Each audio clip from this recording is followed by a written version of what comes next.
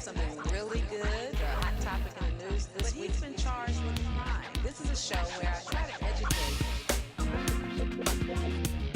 real stories.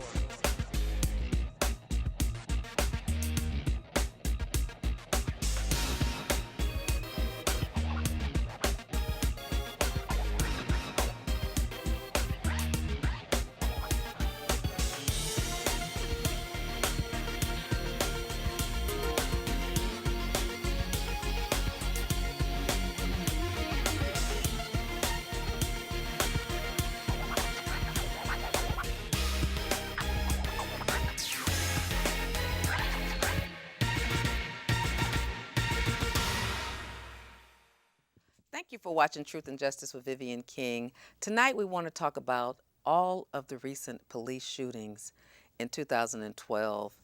It's been a rough year in many police departments across the country, particularly for the families of the victims and really for the community.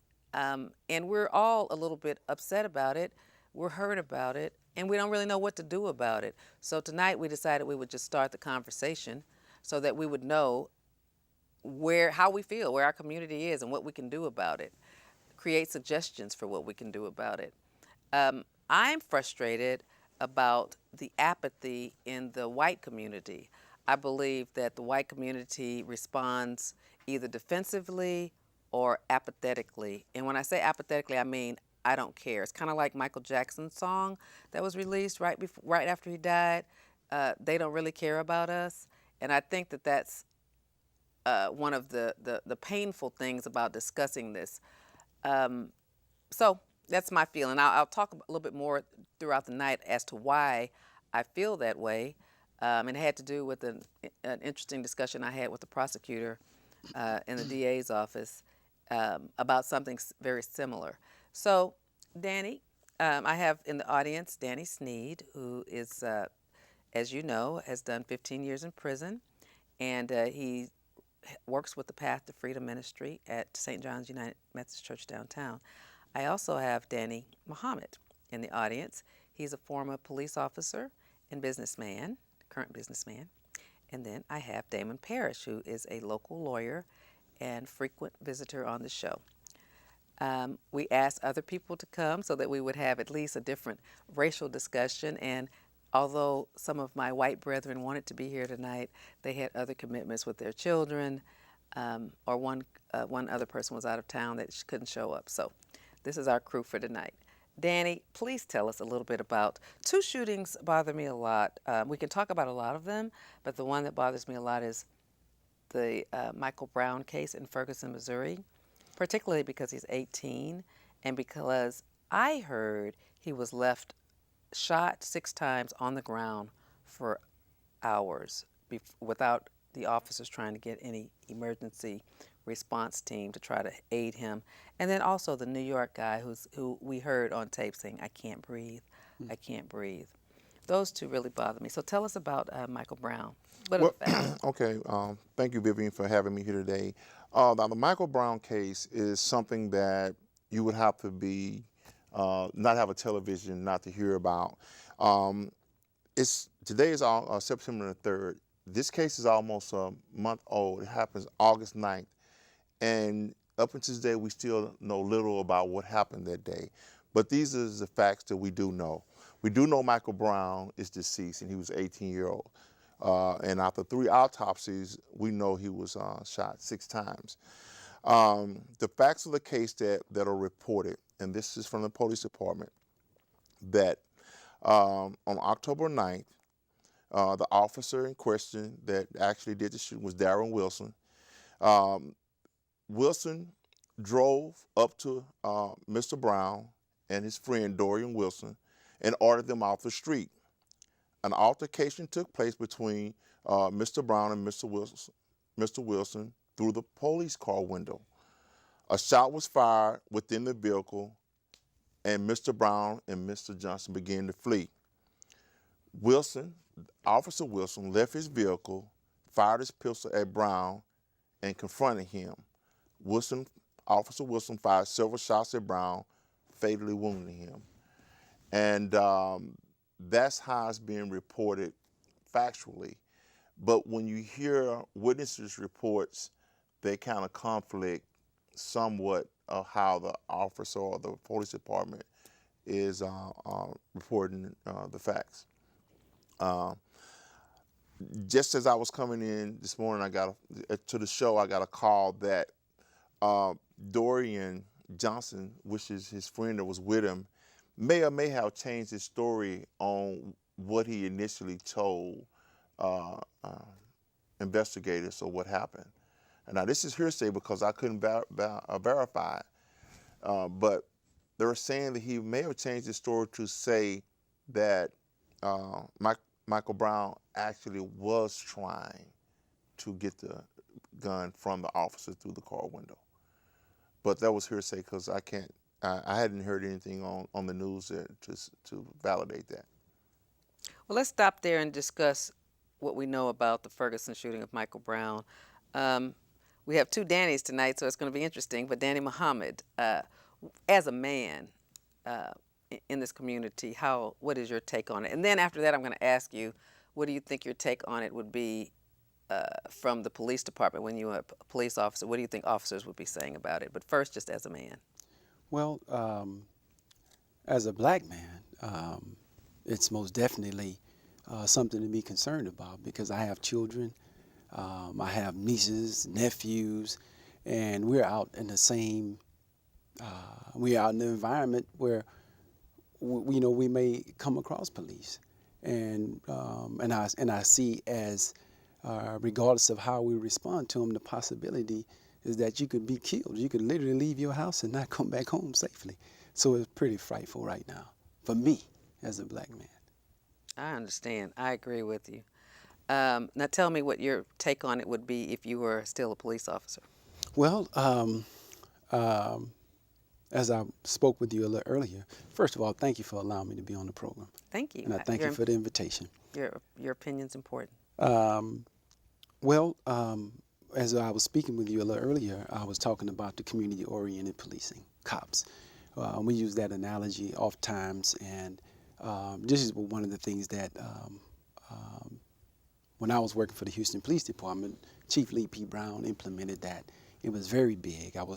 We were discussing about the substations and the purpose that it served. And what was the purpose of the substation under Lee Brown? From my understanding, the purpose that it served was for the police department to be so that the community can have access to the police stations and so that the police can be involved in the community. And as I was listening to Mr. Sneed, he was speaking about how the officer approached the young man. And had community police-oriented policing been taking place, the relationship, it's not to say that they had to know each and every individual in the community, but to have the presence there and the relationship with the community, that this situation may not have gotten to the point where it had, where it got in Ferguson. Let me take a spin off from that and speak to you about this, Danny. I believe, like you're saying, that when you have community substations and the officers really work that area, they dispatch out of that area, if those kids walk around a lot, you're going to know the kids who walk around a lot. Right. So generally, if that's your beat and you're driving around, those kids probably just weren't walking isolated. They probably walk. They probably walk to the store, walk around the neighborhood. They're obviously not driving or riding bicycles. Right. So you know the people who walk around, just like I live in 3rd Ward. I know the people who walk around because I get coffee on 3 spots in 3rd Ward, right in the same vicinity, out around Sophomore, 288, Alameda. So I know all the homeless people there. I know all the people who just hang out, who, like me, just kind of hang out. I know the people who walk instead of ride. I know the people who jog. I know the people who ride their bicycles. I know the people who walk their dogs. I know the new faces to the community. Sure. That's right. And so, the police, I know the police in the community. Right. Have their cell phones. Yeah. Because when you're in the community, you know the people in the community. Yes. So I totally agree with you. Yes, ma'am. I think that I think those officers, unless they were new to that beat, would have known those young men. That's right. And from what I'm hearing, the way that they were approached and the language that was used, it was abusive, from the beginning. And whenever you initiate, the initial contact with anybody like that would be offensive, and you can't expect compliance like that. I'm not condoning them not complying if that was the case, but you can't expect compliance from somebody if you talk to them in a certain manner. You gotta, we're supposed to be respectful. So I agree, and respect needs to be on both ends. that's right. I agree with you. You can't expect kids to comply if you're not speaking to them correctly. right. So I agree. Yes, ma'am. So what they're saying is, did Michael Brown attack the policeman and he react in self-defense when he Well, shot that's him? new, but that hadn't been the discussion. Or was Michael Brown surrendering to a policeman and he was shot and killed? Well, I think that what's troubling is the officers are going to always spin it, right? When it was first reported, okay, let's talk about this. Regardless to how it happened, because there was supposed to be witnesses there, so it's going to come out, and statements have been taken, okay? And I know a witness only comes in where they see it, so they probably didn't see the beginning, but that young man is going to have to tell the truth, one way or another. But what bothers me is, did that little boy stay out in the street where he could have been resuscitated? That shows if you care about your community.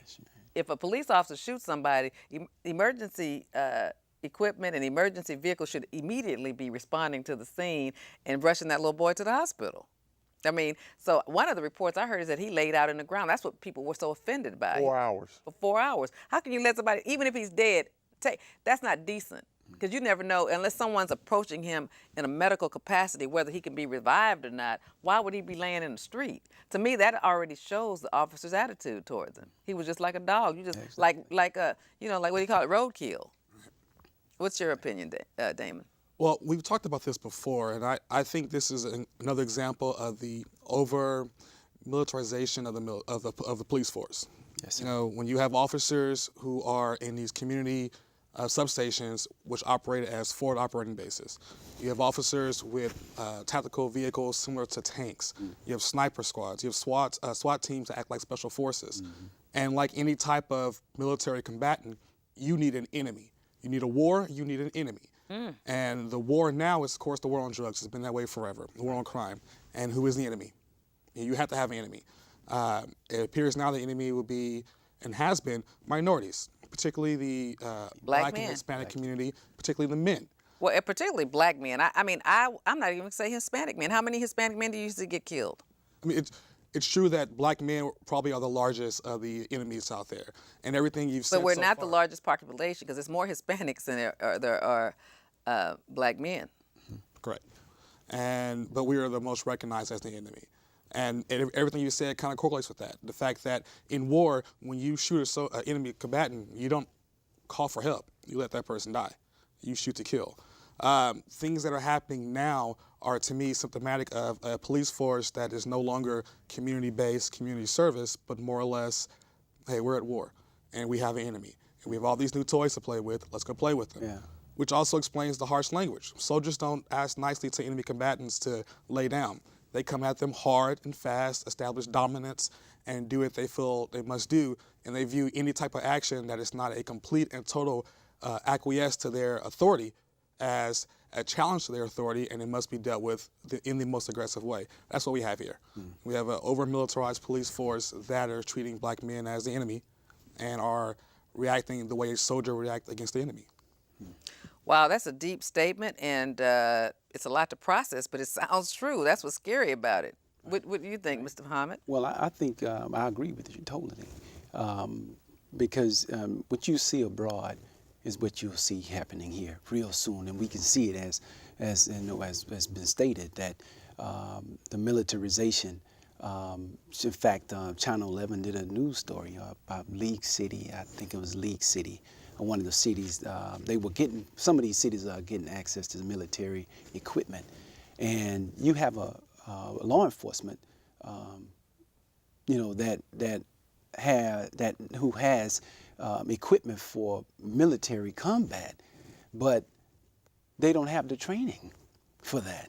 So they have these vehicles and these armored, and the fear, it's almost like a police state overnight. Right. And the black male, particularly, the black youth. I was listening to a video. Minister Farrakhan spoke about justifiable homicide, black youth in peril. Well, it's justified, it's acceptable. Homicide, the justifiable killing. And as you see, is a pattern that's going on all around the nation.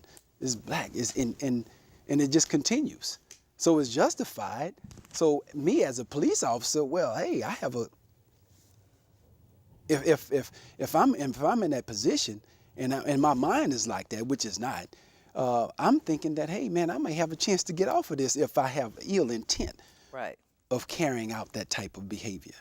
Right. So yeah, so that's my thought on that. Yeah, Wow. That was Wow, that's deep. yes. That's deep thought. Damon, that's a deep thought. Yeah, he was on it. Yes, You're sir. on it. I never thought about it that way. I feel that way a lot of times, but I never thought about, I mean, I always think, like I said, they don't care about us. I feel like we're the enemy. Right. And the thing is, we were all taught to love and care about people. So the thing that's hurtful to the black community, I believe, I can say this, honestly, is that we are not walking around, the majority of us, with any hate towards whites or blacks or anybody.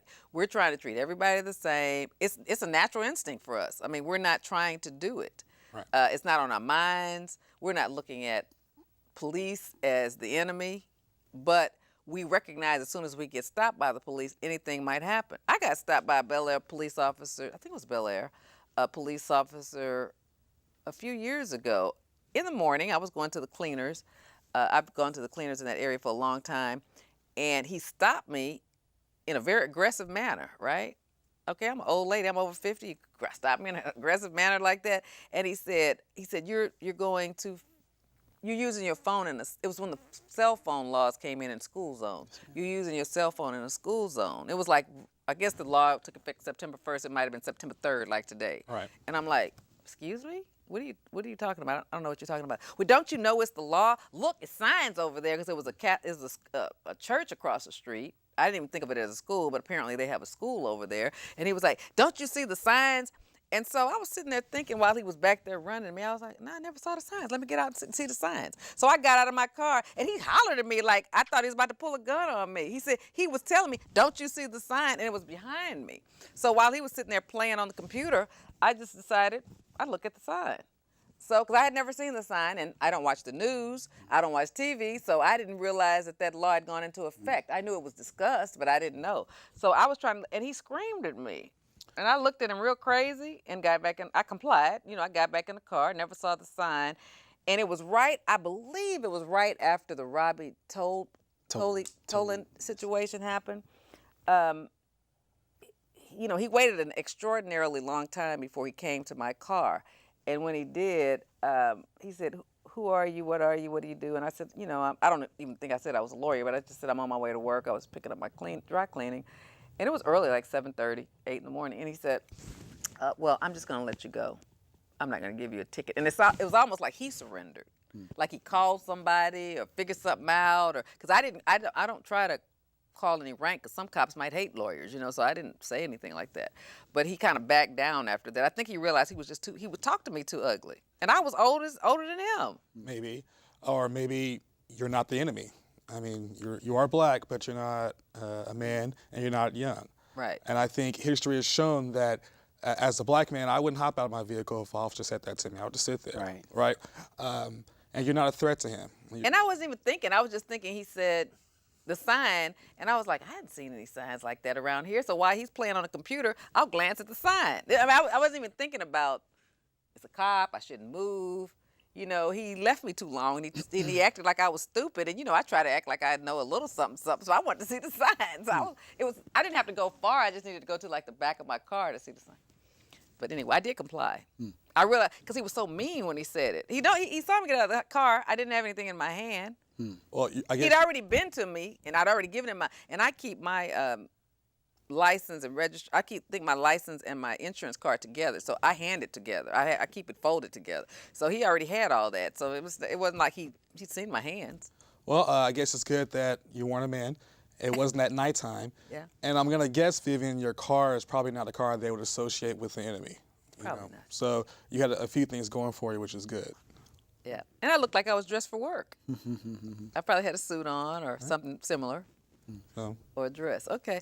So, but it is scary Yeah, it that he would is. talk to me. I still don't think he would have talked to someone that was white like that. Well, I think that, So there was some black issues. The way he screamed at me. I mean, I hadn't had a white man talk to me like that before. To be honest with you, I've had a black man talk to me like that, There's but a- it wasn't there's a about a car. culture. It might have been, fussing, but not a policeman. there's a culture, just like in anybody else, the attorney, there's a culture that you all have. And there's a culture in the law enforcement community. And now I can't say that for all police officers, but some of that is acceptable in that community. The policing community, some of that language like that is acceptable. Well, I didn't take that approach because I always knew, because I've been on the opposite side of it. And I have a mother and sister and cousins and brothers, so I take that into account, not to put down, because the officers are, their main objective is to get home safely in the evening. Certainly. And as you were speaking, it brought me to the responsibility. Oftentimes we hear about the police need more training, sensitivity training, and these different things or whatever. Well, you may give that, but you don't see the result of it at the end. Right. Well, some of the things that you were talking about or mentioned that we need to be retrained, particularly the black. We need to be retrained about how to deal with the police. And we already know. Now, don't get out your car. Me and you already know this. You don't know that. You didn't know He that. taught me real quick. Yeah, so you The way didn't know he that. screamed at me, I thought he was about to pull a gun on me. I'll never do that again. But it was a busy street. It was on like Holcomb and Bel Air area. So, it was a busy street. I don't think he might have pulled a gun if it wasn't a place like that where kids were going to school. It was a very busy street. Yes, ma'am. Yes, ma'am. So- Well, we need to be, we need to be retrained. I spoke with attorney Warren Fitzgerald. He spoke about, he did a pamphlet about dealing with respect for authority. And because we have to have that. We have a responsibility as well. I'm not saying, Certainly. I'm not speaking about the Michael Brown case. Certainly. Right now, I'm talking about in general. Yes. That we have a responsibility to protect ourselves, just like some people walk around with guns, and that's their choice, but they may choose to feel that they're protecting themselves that way. Well, I'm not a gun toter. I'm taught not to carry a gun, not like that, in casual or what have you, in a casual manner. But this is a protection that we have to have among ourselves, that we need to be trained on. That'll be a good thing for you attorneys to teach us, to be trained on how to respect authority, to disarm them, as you did because you were respectful. Right. You were very respectful. I complied. When he said, get back in the And car, I got back complied in the car. and Because respect. it hit me then that maybe he thinks I'm coming towards him, but I just said, I was just trying to look at the sign. You told me, didn't you see the sign? And the thing was, it was a communication gap. I had come this way. The sign was that way. Right. It was Right. it was on the other end. I hadn't gone that far. The cleaners was right there. It was a strip center. The church was across the street, but I had never got to that corner. I didn't come from that direction. There was no signs in the direction I came in, Yes. and I was turning in. So I wanted to see. I was headed. I would have never gotten to that corner because, like I said, I was at the strip center. That's where the cleaners was. But I would have never seen that sign, not from that direction. Right. But I did feel stupid because I am a lawyer and I didn't know the law. But I was afraid to say that to him because I didn't want him to think, oh, she's being a smart aleck, Right. whatever. Right. So I didn't say anything to him. But I was curious about seeing what the sign looked like. Now you know. Now, I don't know, but I learned about it and I saw it in different areas because they made them different in different areas. Right. But let's also talk about the New York case. I can't breathe. Does anyone want to volunteer to fill us in on the facts as we know them? Do you know them? No, I'm not. I didn't do any research. I did my research on the Michael Brown case. And one of the things that had me interested in the Michael Brown case is they launched a federal investigation into civil rights. Maybe, violations may have occurred. And when Eric Holder, Attorney General Eric Holder got involved and President Obama made a statement, if you see in the other case, it didn't get as much attention, but it was still similar incidents. Also, I believe that this became more of a political way to exploit the Michael Brown case politically, because if you notice that immediately people started taking sides, and the Republicans took a stance, and the Democrats took a stance. What was the Republican stance? I don't know what that is. That once again, that liberals are taking the opportunity to use an incident and race bait, and you know what I'm saying, make the country more divisive because the officer was white and the victim was black, and they saying it shouldn't be an issue about race, it should be just an issue of what happened. And although our Republican brethren can say that, we all have white friends, and we know that white people, our white friends, my white friends, when I was younger, not now, of course, but I mean like as a teenager in my 20s, they would be sarcastic with the police. I never noticed anybody black being sarcastic with the police. I think one thing that'll be interesting if they really ever reveal because I think Ferguson police are going to start using body mics and body cameras. I think if they actually just kind of study some of them on a daily basis, they'll find the truth, and that is that, you know, white motorists that are stopped are probably much more sarcastic in terms of just words. Did you ever stop people when you were a traffic cop? Yes. And what did you find? Well, I didn't come across too many people that were. Most of the people I've come across seriously were respectful. Well, let me just throw this at you. When I was a prosecutor in '92, all prosecutors have to rotate out through either the Justice of the Peace Courts or juvenile. So I went to JP. I was out in Precinct 4. McElhaney, I think McElhaney was the JP at the time. It's in the Cypress area, okay, Champions Park Forest. They gave tickets out there, majority white.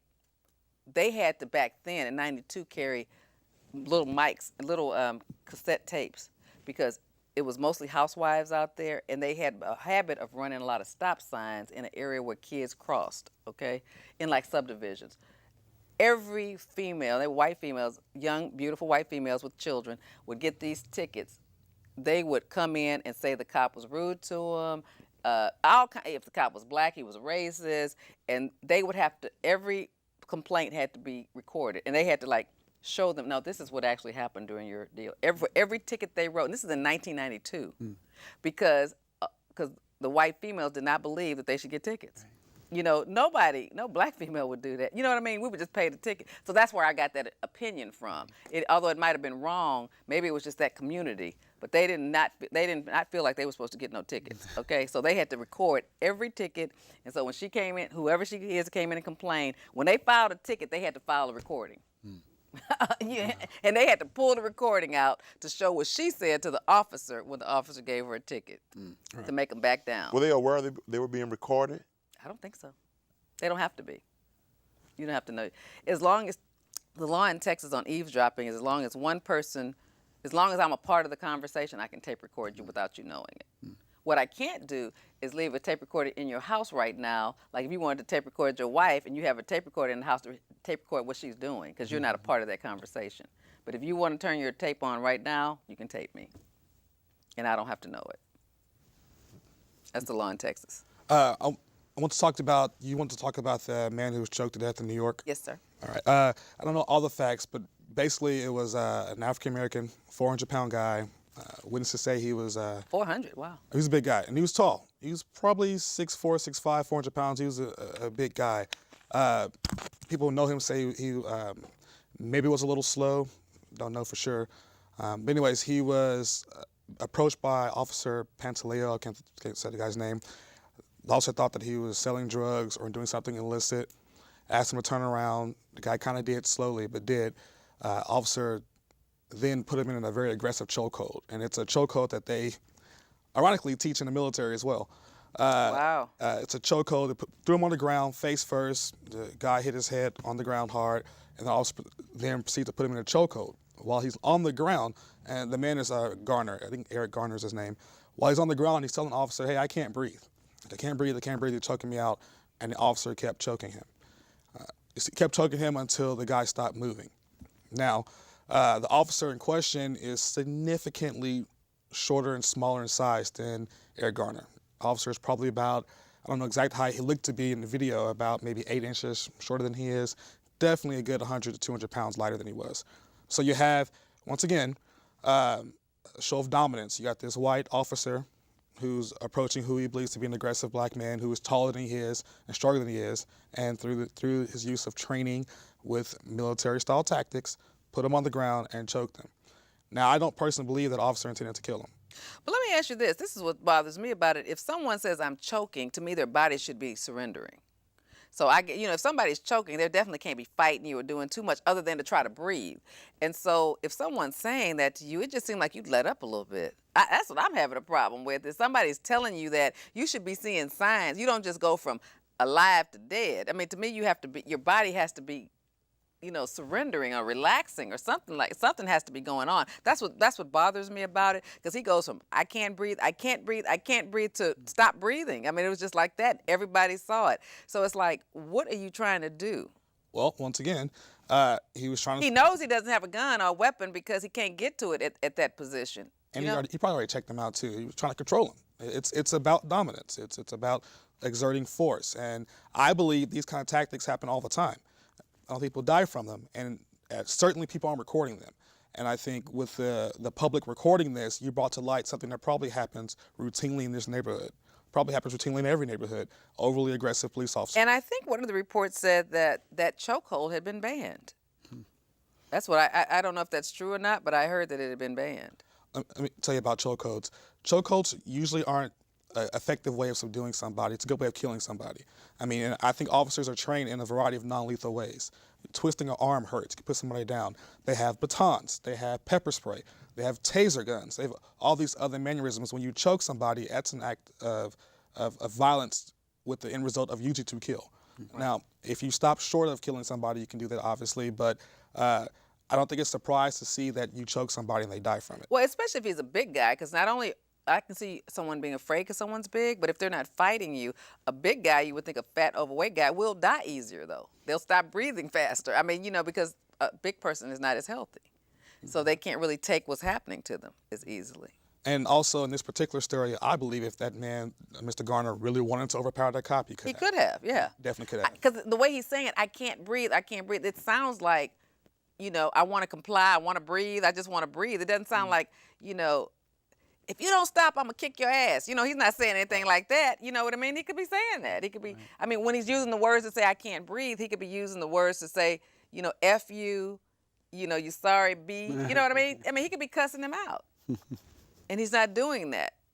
And it kind of goes along with what Daniel said. The reason why I believe that got less press, because it's not as easy to polarize that one. I mean, in New York, you have a guy who was clearly subdued, no weapon, not having been investigated for any kind of major violent offense, and who is on camera, and we can't deny camera, saying, hey, look, he's being calm, I'm dying, stop this, and he was not resisting. It's hard for anybody to polarize that. It's just one side of a story. That's right. Converse that with Ferguson, and you don't have a videotape. You have a half-released footage which shows at first a purported strong-arm robbery, and then later reported, no, just a guy walked out the store, and conflicting stories as to what really happened. It's very easy to polarize that. And the thing that's sad about that is the officer didn't know about the robbery.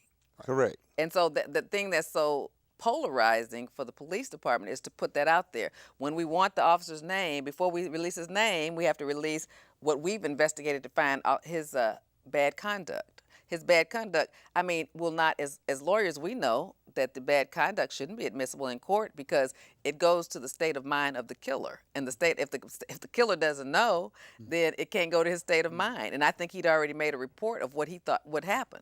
And it didn't include, he wasn't dispatched to investigate any crime. No, he wasn't. So. Well, and another thing is they poll, Americans, and they like 1,000 of them, and they ask blacks and whites, and vastly everybody saw things differently. Now we don't know what happened, but everybody took a certain side and believed, well, the police were just doing their job. This guy was wrong. Well, the black community is saying this is just more of police overreacting, and we've seen it over and over again. But it still showed that in this country we still divided in a lot of ways. Well, the country doesn't care about black life. This is the problem. If the boy even did something wrong, and let's just say he's on foot, he's not in a car, the officer, well, first of all, the officer doesn't know whether he did anything wrong.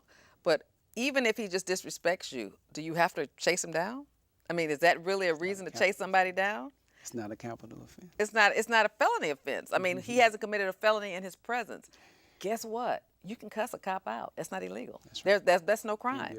It's gone to the United States Supreme Court. Before I went to law school, you have a free speech right to say whatever you want to say, including cuss somebody out, including a police officer. You can do with a police officer what you can do to someone else. So cussing is not disorderly conduct like people want you to believe. It's gone to the Supreme Court 30 years ago. The only time your words become illegal is if you're about to incite a riot.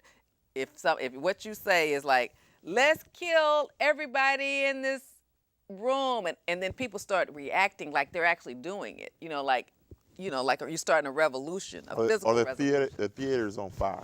That's right. No, that was the case.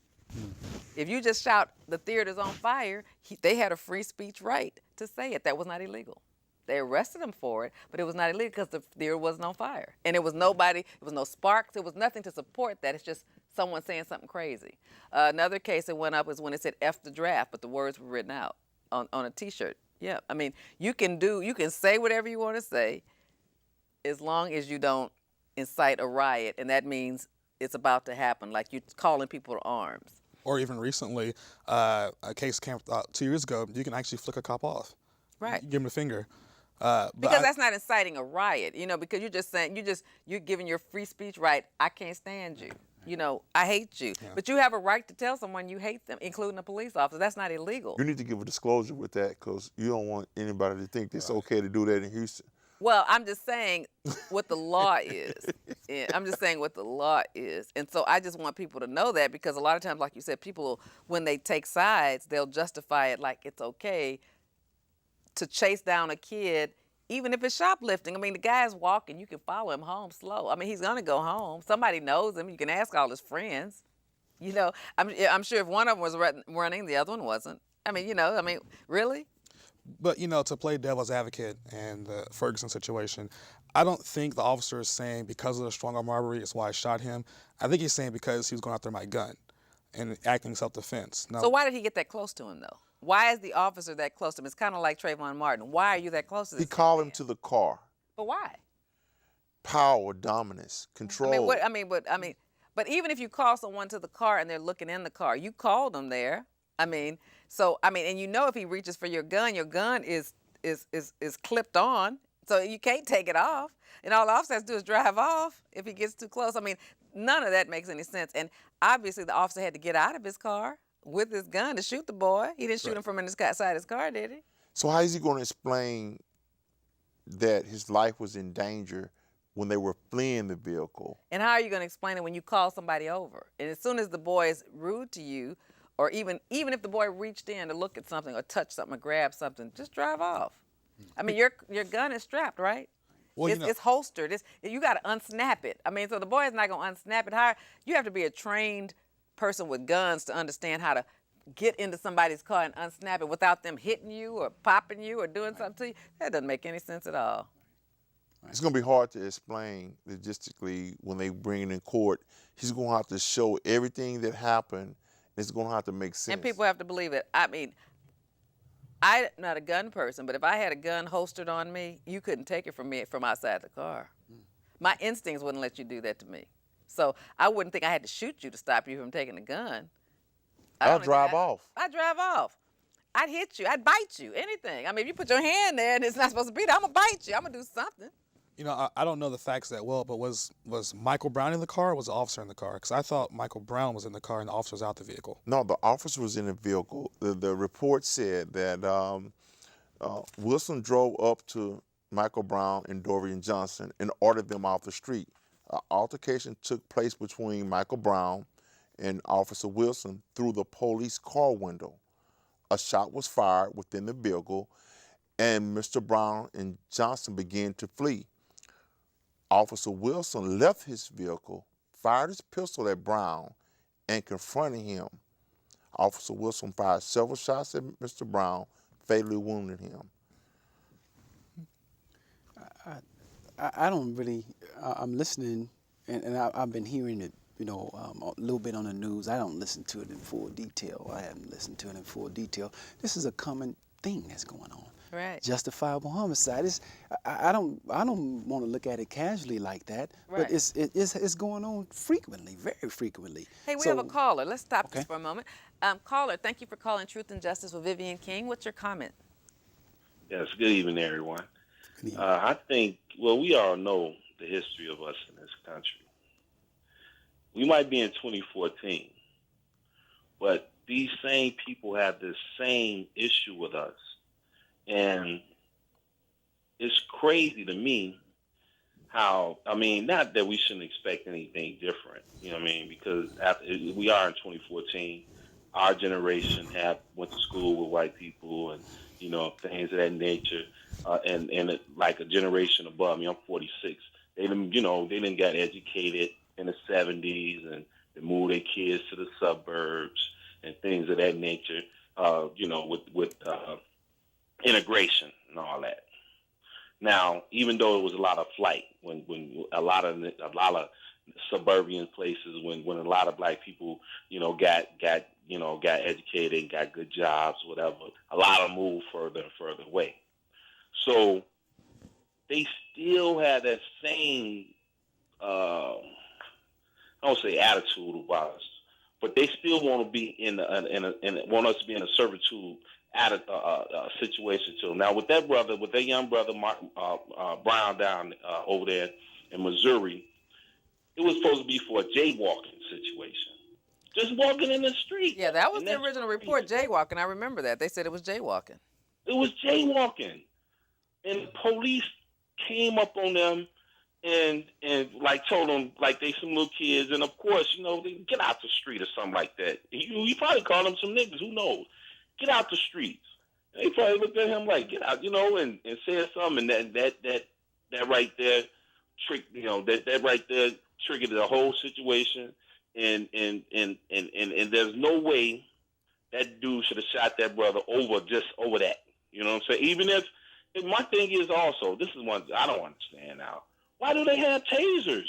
That's what the tasers for, right? To immobilize people, and then you can put the cuffs on them and arrest them.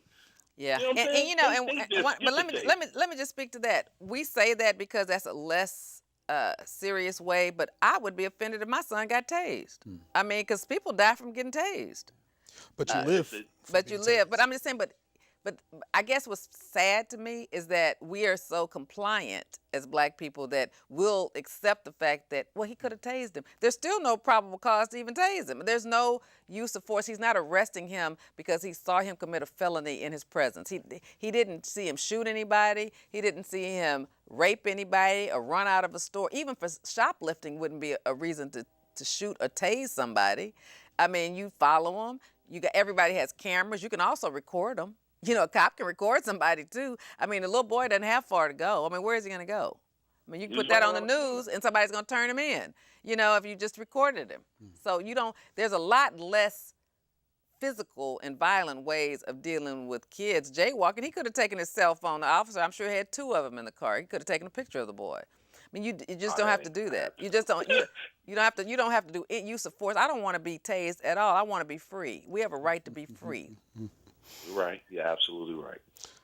And I think what really is saying is given a choice between shooting them and tasing them, please tase me.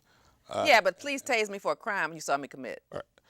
You know what I mean? But don't tase me because I jaywalked, okay? Right, don't tase me at all. I would choose tasing over anything, but right. I think the issue is if I have to deal with an overly aggressive officer who's going to use force, then please use the least amount of force. Right. And I think... And I understand this as black men, y'all saying this, but as your mother, your sister, your lover, your wife, I don't want you harmed at all, okay? I don't want you touched with a taser. I want you to be treated like a white man, okay? Not tased, not touched, left alone. unless you've done some harm to somebody. And I still want the police to do what police are supposed to do, figure out a way, maybe not today, maybe tomorrow, arrest you and bring you before a judge and a judicial system. That's what I want you to do. I don't want you to take it that far to where you driving erratically in the car, chasing somebody where you're endangering people's lives. Take a picture of the car, take a picture of the license plate, shoot the tires out. I mean, I'm tired of the violence, period. Chasing people down the street. Is it really necessary? No. Because somebody didn't stop because of a traffic stop? I mean, really? And Vivian, you kind of said something I've always wanted to key on. I don't want to be treated like a white person or a white man because I'm a black man. As your woman, I want you to be treated like a human being. I don't mean it like you're white. I just mean your level of importance is the same. Correct. Right. So we're all human beings, a part of the human race. But I don't know any other way to say it. And that's what I mean. I want to erase racial distinctions. I know it's a dream, but ideally it's a dream I would like to have. Erase racial distinctions unless you're treated like a person. Me, a man, not a black man first. I don't want to be seen as a black man first. I am a black man, and I'm very proud of being a black man. But I don't want the first thought of you to say, oh no, here's a black man. I'm just a man. And I think if we can erase those racial distinctions and then couple that with maybe training our police to stop seeing regular everyday people as the enemy, whether they be white or black, male or female, and to see them as like they are a fellow civilian and treat them accordingly, and maybe we can erase all kinds of distinctions between class, between sex, between race, if we can just treat people like people. Eliminate all the other labels we put on everyone, and treat them like people, then we can eliminate so much of this across the spectrum of our life, of this badness, of this hate that goes on. I agree. Caller, you have another comment before we keep this roundtable discussion going? He's gone. All right, Danny. I wanted to kind of piggyback one of the arguments Reverend Al Sharpton made in his eulogy for Michael Brown. And one of the points he pointed out is that we in our own communities have to show more value toward each other to get the message across to America that we have value. Because one of their points is, you guys, you see each other with no value because statistically, you're killing each other at a higher rate than white officers are killing black males. Now, I don't agree with that's a way to justify any police officer killing it because we're killing each other. But the conversation still needs to be had in the same context. When we look at, well, the white officer is wrong, okay, let's carry the conversation a little bit farther. If he sees that the black male has no value when he sees him walk across the street, it's like a dog going across the street. Get out the street, dog, or I'll run you over, or I'm going to honk my horn. Well, when we look at each other, and this is a message I try to convey to the brothers coming out of prison, we got to begin to show some love toward each other, which is hard. We have been taught to love each other, but we have to build some type of brotherhood to where when I see you, I don't get angry and defensive when I see someone that looks like me. I smile. But a lot of times when we see each other on the street, our way of greeting is with a scowl. That we have to show that I'm tough, that I'm not afraid. So it's just about having a conversation further amongst each other as black men to say, hey, we got to figure out a way to start seeing value in each other. That's a very good point. I agree with you on that. And one of the things that I'm very blatant and sometimes don't think it out. One of the things that bothers me, Damon, I think you're right about, I wish people saw it as people, but that was the ideology of the 60s.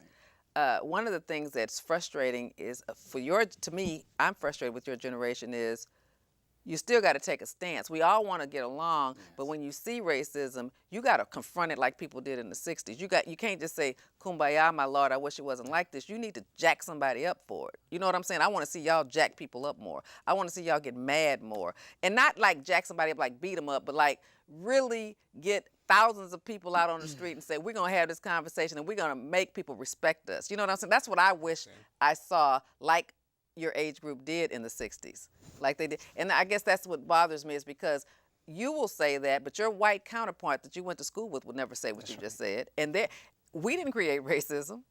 we're the brunt of it. You know what I mean? So although you're saying that, I want to get along too, but I'm just bold enough to have the conversation. And until our white friends and brethren are admitted, they have to admit, they have to say, yes, I do have racism. Yes, I do see it differently. Yes, if that was my son shot down like that, I wouldn't be happy about this. People have to be honest about that. And until you hold your white counterparts accountable, and you got to do that, Damon. I can't do it. I'm gonna do it, but you got to do it too. And you can't just say kumbaya. So I'm just saying you got to hold people accountable. You got to hold the DA's office accountable, law enforcement. You have to confront it where it is and say, will you at least admit it? Because everybody's going to say they want us all to get along, but they're going to defend that. All the police department did was went on the defensive on that, you know. But they'll all say they want us all to get along. We should all be race neutral. All the white people are going to say exactly what you just said. But what are you doing? That's right. You know, and you got to hold it. You have to hold people accountable. That's right. Let's take a phone call, please. Caller, you're on. Hello. Hello. My name is W. Tillis, and I would like got something for y'all to comment on. I was looking at the news one evening. So the policeman sees a man and his two sons in a car, and the police snatched him out and put his knee on the man's neck and harassed him. And okay, the next week I was listening at the council meeting, city council meeting, and I even voted for the woman. The mayor. Mm-hmm. And she said, what we going to do? No, the gentleman come up there was telling her about it. And so she said, well, what we going to do? And what the mayor said, we going to apologize for the gentleman that police that did that. And 5 more other council meeting members, 5 of them, five men, they apologized for the police, and they wasn't even there. So what's your thought on that? Did that offend you that they apologized? Because apology is a good place to start. So tell me what. Well, what I think, they should have the police apologize. Okay. The mayor didn't do it. The other council member didn't do it. So you said the mayor did apologize, but she didn't make the police officer apologize. Is that what you're saying? Yes. I got you. I understand. I would imagine, and I just don't know this for sure, but if the mayor and 5 city council people apologize, they are the ones that are in charge of the police department. I'm sure that something happened to that officer. I'm sure he got written up in some capacity. I'm sure something happened if they had to apologize for his behavior since they're his boss. It seems like what they're doing for the police to continue to do the same thing. Right. Let's do it because the mayor's going to apologize for us. Yeah, I see your perspective. I'm supposed to have a city councilman on soon. I will remember that, and I'll ask him about that, okay? Larry Green wants to come on, and I'm going to have him on in the next month, and I'll make sure to remember to ask him. Thank you for watching Truth and Justice with Vivian King, and please watch us next week. Okay, thank you. Goodbye. Bye-bye. We're about to wrap it up. We got about 10 minutes, so we still have some discussion to go. Danny Muhammad, it looks like you're. Yes, ma'am. Well, I was listening. The issue we can't get around it. The issue is race. We can't. We just no way around it, because everybody around here have white friends. Right. You know. And if there was such injustice and we were in such agreement and it wasn't a race issue, well, why aren't you out here protesting with me? Mm-hmm. Why are you not out here? But that protesting is not going to solve the issue. Right. It's not going to solve the issue. Protesting, and I don't have anybody that I need to call to the table like that. I'm just looking out. Well, everybody that's saying that, the people that say that they have white friends, well, why is this going on? Why is it always us? And I never hear you come to the coffee room and talk about, hey, man, that was a horrible thing. Right. You know, what can I do? Well, I know that I looked at the news the other day. And sad to say, but economics has a lot to do with it. Well, if you look at the emotion that was going on in Ferguson, Missouri, the emotion it was so high because injustice. That community is hurt. They were in You pain. can tell that community is hurt, and they've been mistreated by those police for a Absolutely. long time. Absolutely. And if their white friends cared about, and the white community cared about their feelings, they would do things like have substations in the community, get to know the kids who walk the community. You know, the community should know the bad kids, the not so bad kids, so we can try to put the bad kids in a little program. I mean, the officers should be more in touch with that and trying to get the parents involved. So I agree with you. I mean, that's what I felt about Ferguson. They said that's a small community, period. Majority black, but they're frustrated. Right. They're frustrated because that was just that was like the straw that broke the camel's back. You can tell that. That's why those people were so upset. And look how the police dealt with them. That's right. I mean, you have a right to protest. You have a right to assemble. It's in the Constitution.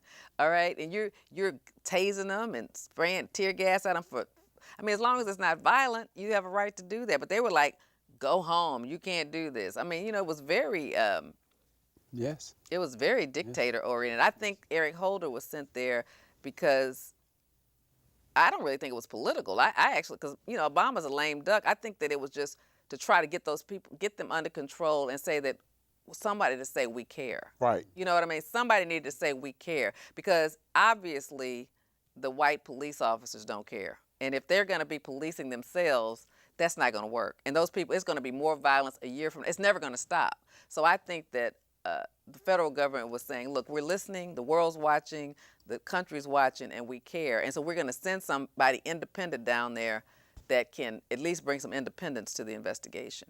I haven't seen any time where a sitting president that I can recall, that as a result of a white person being killed, that they have to send them to do this. And the demonstration that was going on in Ferguson, that's the injustice that you were saying, and that injustice can lead, or it can, it's the imbalance of the mind. We can wrap it up. We have to wrap it up now. I'm getting noticed. So, Damon, let me let you have the last words as you're the young one, and I just attacked your generation. I was going to bring that up. I think my generation in defense, we are fighting a different kind of racism than the 60s. The 60s was overt. It was obvious. It was on purpose. I think now we're fighting a more latent, more subconscious. I don't realize it's racist. And so I think the way we deal with it now, I don't know if pickets and protests are the way to fight that. Just, hey, look at me and see me differently. I can say personally, my white friends are with me. And they will be with me there. And if I needed them to go protest, they would stand by my side. And having talked about this, they do stand by my side. And they are equally as offended by this as I am. But just like we as a black community aren't equally as offended by the immigration, the way Hispanics are treated in this country, because that's not an issue that affects us, I don't expect white people to feel as charged by this situation as we are. But I can say that I feel like the white persons I know are as equally offended by this as well. So in defense of my generation and those white people. Okay. I appreciate that, and I hope that your generation can make this a colorblind, better world to live in. Good night. Thank you for watching Truth and Justice with Vivian King, and remember, I do care, no matter what color you are. Good night.